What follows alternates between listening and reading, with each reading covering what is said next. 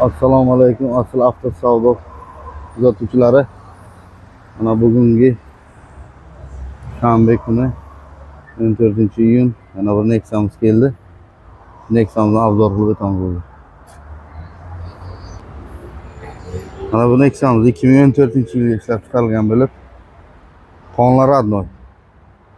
Nexa'miz attiga 130 mingta yurgan.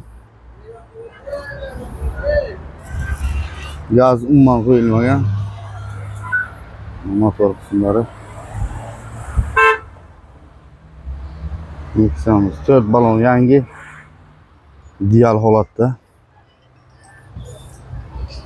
Nexa'mizdan salon qismlari. Salon qismlari ham joyida.